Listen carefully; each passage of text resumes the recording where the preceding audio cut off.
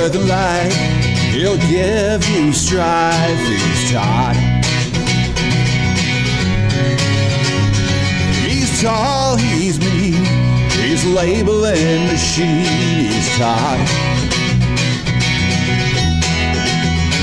Rides a motorbike, he'll tell you what it's like. He's Todd. Don't know what he'll say, he'll scare the kids away. He's Todd. He's Todd. Hey, good morning yet again, and happy Thursday to you. Hope your week's been well. I just got back from Colorado last week, so I had the opportunity to go out and make some sales calls. I want to thank Lisa Schwartz with AEM for putting up with me and the other folks that I saw. And went up to visit my older brother, Sam. I think you saw in the last episode. And you know what? I got to actually give him a compliment. And Sam, this is on record because it's being recorded, but he did a damn good job with the barbecue. The brisket was fantastic. The ribs are great. And, no Pepto needed. And I had a pretty clean ride home on the plane the next morning. So appreciate the hospitality out there, Sam. Always good to see everybody. Had the opportunity to stop in the brother office. That was kind of a weird experience, but everyone's doing well. And so that was a nice little trip, and hopefully lots more trips to come. And there I go with the damn ums again. So let's see. Today we have a very special guest, and I have been a guest on his show a couple of times, and it's very elusive. He says he's busy all the time, but I don't know, whatever. Gosh, I gotta stop with the ums. Anyway, Chuck Bowser is here with us today, and Chuck has been in this industry for, well, look at him, forever. And look what this industry does to you, right, Chuck? So a couple of things. I'm going to let Chuck talk about himself here in a second, but Chuck also kind of does, he's got a day job like I do, but Chuck does a couple of things, and I wanted to print this out because I'll forget. So Chuck is the host of and has a side thing called Let's Talk Cabling podcast. All right, Chuck? All right. Yep. He's available on all podcast outlets and YouTube. And then he also does Ask Chuck Bowser, RCDD, after hours live stream. And I've been on a couple of those. Those are Thursdays, 6 p.m. Eastern on LinkedIn and YouTube. So is that correct, Chuck? That is correct. Fantastic. So Chuck is my special guest today. And I've also got another guest. And the thing is, with this next guest, he's been on the show a couple of times. We've been working together for 7 or 8 years right now. Jamie, I don't know if you knew or not. And everyone else knows. But, I did take your wife to the Cayman Islands. You know that. So without further ado, I'm going to bring on Mr. Jamie Brook over. He's out there somewhere. I'm sorry, I didn't mean to break the news to you about the Cayman Islands, but we had a good time. Yeah, I'll be calling her in a little bit to find out, if that's true or not. So, but Todd, 11 ums already and 1 cuss word. I'm sorry? 11 ums and 1 cuss word. Did I cuss? 4 minutes in, we got 11 ums. Chuck has a reputation that I do not want to see you take it down, okay? So if you could, maybe get it together a little bit, we appreciate it. All right. Well, I'll try and shut the hell up here in a minute. Now, hey, speaking of the Cayman Islands, Jamie, I don't know if you knew this, and I'm going to share this picture with you, but I did, and I don't know who took this picture of us, but it's a great picture. We were having a good time at this point, but let me bring this up and let me know. I love it, but hey, take a look. Tell me what you think. We were having a moment here. Kate, if you can, I don't know if you could turn that on. Chuck, if you could see that, there we go. There's me and Jamie in the Cayman Islands, and so we had a great time. I don't know if we were never going to talk about that day ever again. Yeah, there was a lot of that going on. So anyway, I'm going to go ahead and stop this, and so anyway, we're back. So what we're talking about today, and obviously HR has told Jamie to hop on board and kind of keep track because they're kind of busy these days, is that the whole premise of this BS with Todd is Brother Solutions. And it was kind of interesting when I was in Colorado, I was talking to a couple of customers. And, I've been in this industry a long time, like Chuck and as Jamie. Mark that one down, Jamie. I got you. So one of the things that somebody brought up, Patrick Johnson, he actually called me a cesspool of labeling knowledge. Should I take that as a compliment? I don't know. I like it. But anyway, thanks, TJ, for that. So the reason why I brought Chuck on today is that, I sit here and I sling this BS, every other week, and it's me talking, and, it can be somewhat intimidating and blah, blah, blah, blah, blah. But I want to bring people on that will back up my BS at the end of the day. And Chuck has been in the industry for a very long time. But before we get into that, Chuck, why don't you tell us a little bit about what you do, a little bit about your podcast, and then we'll talk a little bit about labeling. And then at the end of this, I do have some information. Kate has actually put a slide together where you can contact not only Chuck, myself, and Jamie if you want to. I don't know why you would, but you can contact Jamie if you'd like to. But Chuck, I'm going to give you I can still hear you, Todd. Oh, Kate, he's still on? All right. Chuck, why don't you take a second, tell everybody a little bit about yourself, what you do, and then we'll talk a little labeling. Well, I appreciate this opportunity. I'm now internet famous. I can now put on my resume that I've been on the BS with Todd vlog, and that might give me a whole nother 13 cents on my next job. Exactly. No, my name is Chuck Bowser. I am a RCDD, a Bixby technician, and a former Bixby certified trainer. I started off in this industry in 1982. So if you do the math, one carry the one, that means Chuck is old, hence all the gray hair. I started off like everybody else did. I started off as an apprentice, getting sent out to the truck to get the bucket of dial tone and the left-handed screwdriver, and worked my way up through the ranks. I've held positions such as apprentice, technician, project manager, estimator, division estimator, area manager, safety officer. Now I'm an instructor for a large connectivity manufacturer as my day job. And then as I realized that as I'm in the fall of my career, as I was going to these Bixby conferences, as you and I were just talking about just a couple minutes ago, there's a lot of old guys there. And we really need to inspire to get some youth into our industry. So I've always made it video content and a podcast. I actually have another one too called the Bowser Journal about homesteading. And my wife says, why don't you just do one about cabling? So we did one about cabling. And that one's, it's really the motto of the channel is to connect at the human level so we can connect the world. And it's all about teaching people anything and everything. I'm an open book. That's what the whole After Hours on Thursday is about. It's just I open it up, you submit me questions, and I answer them live. And most of the time I get them right.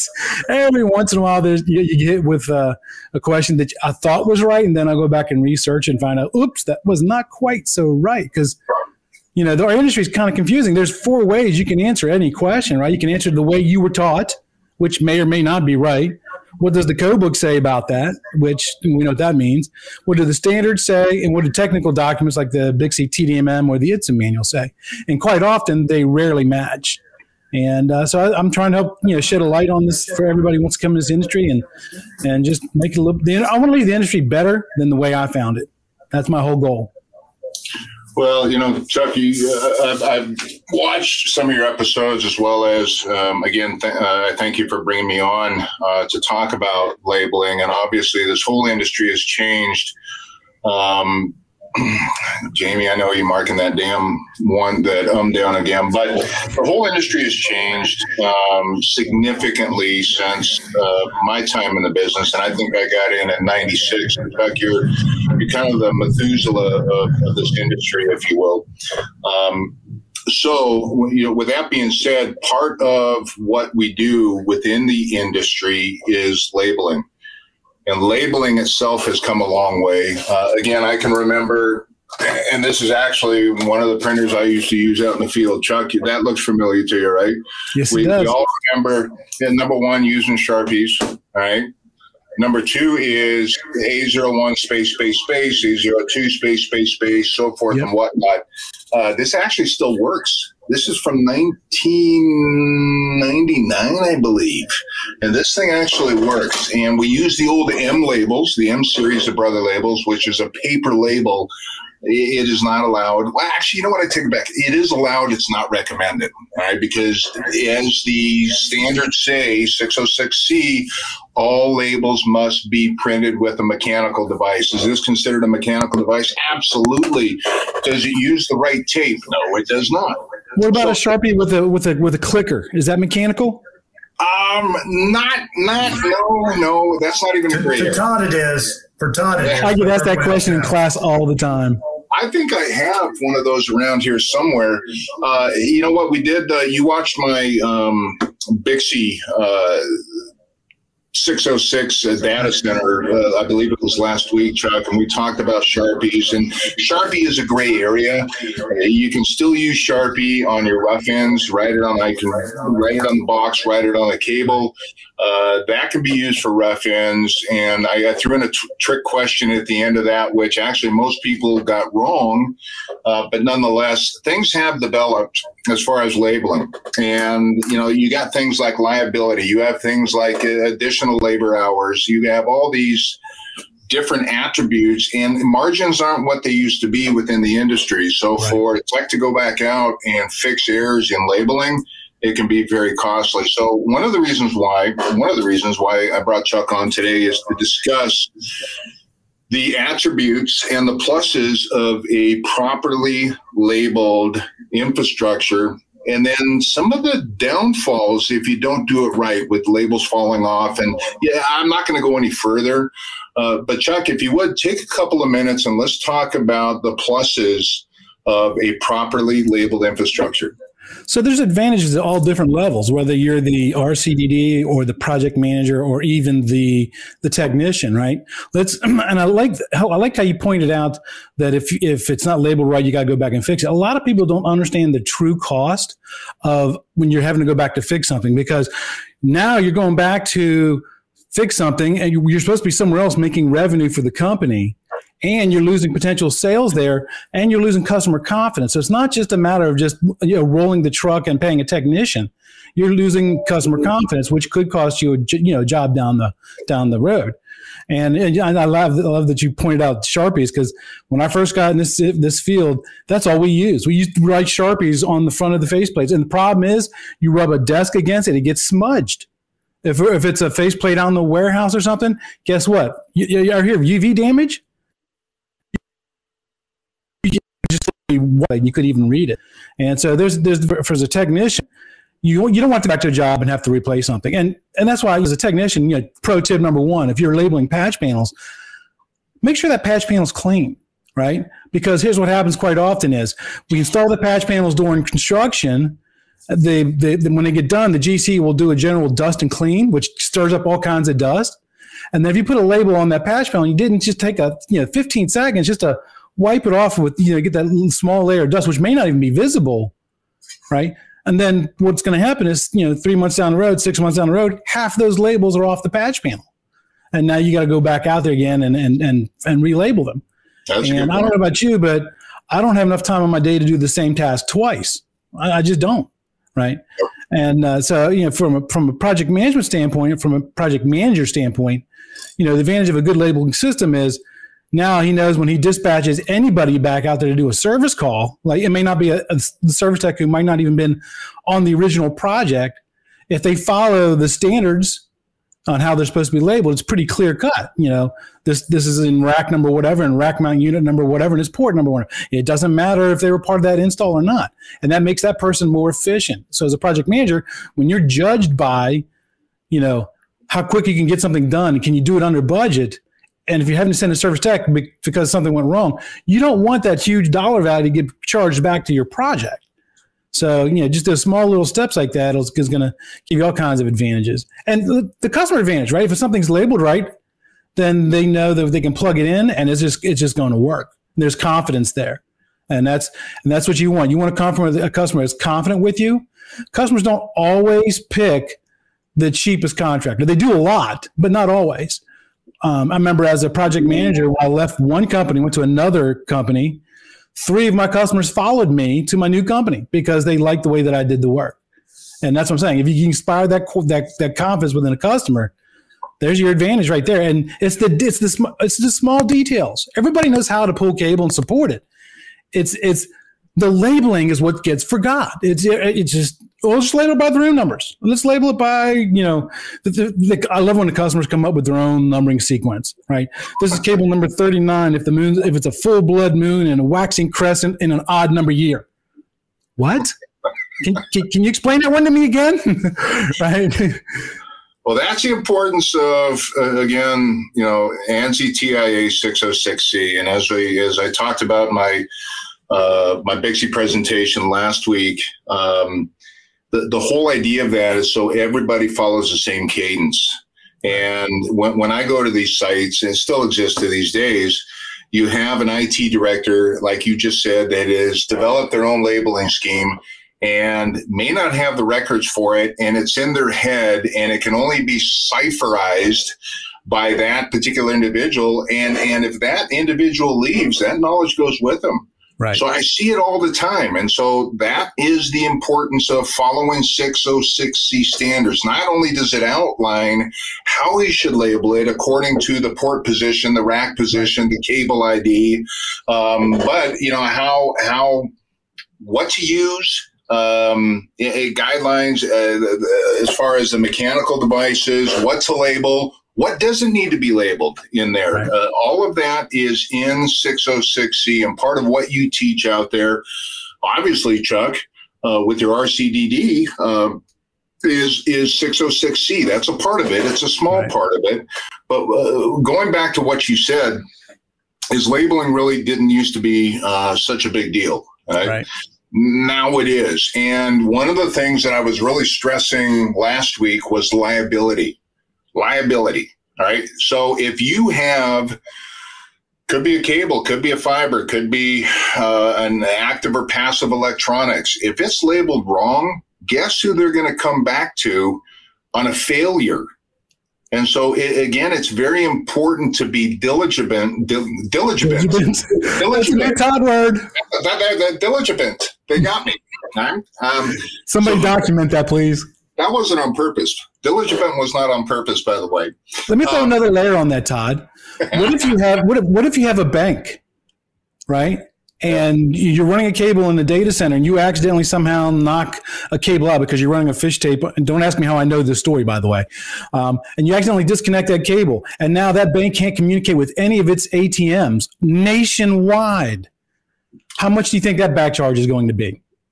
Because you're having to tone it out and figure out where it went if it wasn't labeled right. And I'm telling you, and again, what I'm starting to preach more and more is asset management. And it's fine to put alphanumeric on the label, but a lot of what I'm trying to teach people and get people to do is put some type of asset management on there that further protects your butt, if you will. Things like QR codes. I'm really excited about your QR codes. I really am, because now you don't have to worry about trying to put 17 letters underneath one little thing. You can just take the picture with your phone. Here's the challenge that you're going to have with that. Old people like you and me. The young people, the young technicians, they got it down pat. Us old folks, sometimes, hey, look, I'm going to show you just how old school I am. I still do things with a notebook, right? Yeah. That's how old school I am. Yeah, like I said, Methuselah. No, you know what? But there's a new guard and coming up within the industry, Chuck, and Yep. us old farts are, we're slowly fading out, gracefully, I should say. But I think that is the future, and what I'm trying to do is plant seeds for that future. Yes. And all these damn smart devices, Yep. they can all read QR codes. And you can buy QR code readers. Let's say you're in a data center and you can't use these devices. You can't bring a radio device in. I saw the coolest barcode reader the other day, QR code reader that has a little screen. So as you shoot this QR code, it's got a little screen telling you the information. And it's under $100.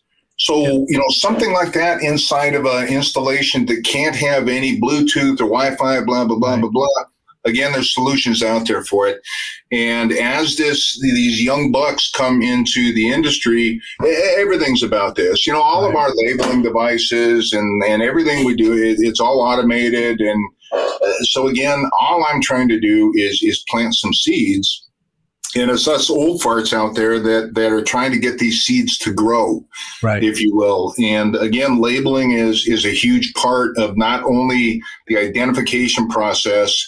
It's going to save labor at the end of the day because you don't have to go out and do the old, tone probe, the wand, the whole 9 yards. If you do it right, the only time you should go back to that customer is when they're paying you for Mac work, not to fix labeling Right. or to pick labeling or labels off the ground that have fallen off because they can't withstand the environments. And the data centers, Chuck, they run hot and sometimes they run cold. Well, here's the good thing, right? And the industry is getting, I wonder if this is actually COVID related or not. And that I don't know the answer to, but if you plant the seed, well, I'm going to water that seed because I'm giving the same message. Blake, I saw him post here in the comment. He's in there. He's Low Voltage Nation. I know he's the same brain set. There you go. There's a Chuckism right there. See, I'm trying to be like Todd. And if enough people water that seed, that plant will grow, and we will get people realizing that labeling is not an afterthought. It is the second most important thing that you can do on a job site. You know what? I couldn't agree with. I'll take number 2. That's fine. I'll take number 2. Jamie, mark that damn down again. So speaking of Blake, I see you out there. Huge fan of Blake Ermos and Low Voltage Nation. Huge fan of Chuck. Chuck, I want to thank you today for coming on board, and we're gonna run through a couple things towards the end of this. Jamie, don't mark that other I did that on purpose. But Chuck, I appreciate it. Everybody, please pay attention to the end of the show. Give Chuck some love with his after hours, and let's talk cabling, if you will. But Chuck, I want to thank you very much for coming on board today, and I want to hear that story at the bank. So we'll talk soon. Thank you. Well, Jamie? No? 32 ums. 3 cuss words, 1 almost cuss word, and everyone wants to know the definition of cipherized.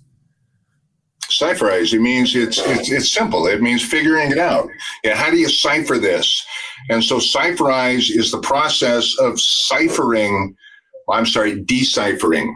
All right, so let me digress. So anyway, that's what it is for everyone out there, and I'm surprised nobody has heard that term before.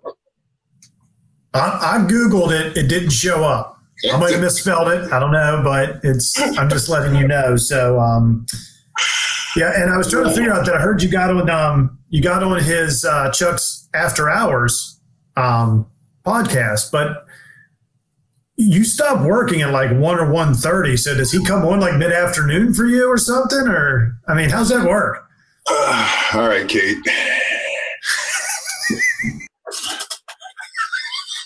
Bye, Jamie.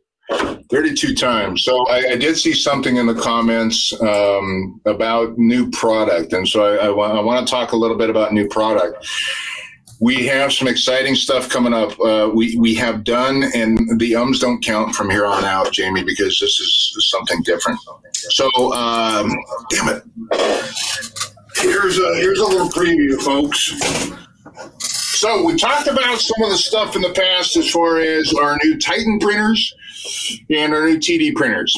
And those are primarily direct thermal and thermal transfer. The one area that we've been kind of lacking in, and I'm going to show you a little preview of what I'm talking about. And this product will be available, I give it 60 to 90 days. But I did have the opportunity to take this out to Arizona and show a customer ahead of time, and they were loving it. So here is an example of some of the stuff that we're going to be able to print. It's pretty exciting. Now, our competitors in this industry have basically owned this market for years and years, but things like this. Isn't that cool? So stay tuned. These are Brother products. I'm really excited about it. It's starting to gather some buzz out there. So stay tuned. I don't have any information as far as part numbers and blah, blah, blah, blah, blah. But I am very excited about this particular project because it gets us into areas that we really haven't been in for some time. So with that being said, Kate, stay tuned for the new products. Kate, if you could, let's show some slides. Upcoming session. So next session is Ask Todd Anything, and I do mean anything. So if you could send your respective questions either my way. Of course, if you send them my way, I'm going to know what they are. We're going to show you the contact information for everybody else out there. But think of some questions you want to ask me, and I'll answer anything. I won't hold back. I don't care if it's industry related or not. So Ask Todd Anything. Hopefully it is industry related. Hopefully it's about labeling. If not, then I do know, again, I'm a cesspool of knowledge, not only on the labeling side, but when it comes to low voltage as well. June 3rd, I put a TBD up there only because we have a couple of options, and I'm waiting on some answers right now, so that way we can put that up there. So let's go to the next slide, Kate. There's Chuck. All right, so here's Chuck's information. Chuck is a good dude, man, and he's got some really good information out there, and it's fresh information. He teaches RCDD. He knows what he's doing. So if you get the opportunity, check out Chuck. Kate, let's go to the contact. How to contact the Brother team. Obviously, I'm here in San Diego County. You got Mr. Jamie Brookover. Thanks again, Jamie, for hopping on this morning. You got Mr. Jamie Brookover in Virginia Beach. You got Mr. Dan Cobb somewhere in Wisconsin. Mr. Bruce Page in Marblemouth, Massachusetts. Marblehead. Anyway, Bruce is out there if you need him. Mr. Rob Dawkins in North Carolina, and our glorious leader, Mr. Craig Robinson, who hails out of Sarasota, Florida, Bradenton, somewhere there. Anyways, in Florida. With that being said, I'm going to end this a couple minutes early because I've got to hop on another call, believe it or not. I also work for a living. So I'm going to hop on another call. I want to thank you very much. Oh, real quick. Huh? What do you think? The new shirts are here. I forgot last week, but here's the front. And even though I look like the dad, Carlton's dad from the Fresh Prince on the front, it's still a good likeness, but I do like this. So let's talk. The BS with Todd shirts are available. Hit up your rep if you'd like a shirt. We'd love for you to promote the show out there. So the shirts are available. We got a couple of different designs we're going to do. Thank you, Angie Palmer, and everybody else for getting that done. Thank you, Kelly, Kate. With that being said, 10:28. I'm out of here. Have a great week. Please tune in next week. In 2 weeks for that show, the Ask Todd Anything show. That should be a fun show. And if you need anything in the meantime, please reach out, and one of us will get back to you soon. So have a very blessed week. We'll talk to you soon. Bye.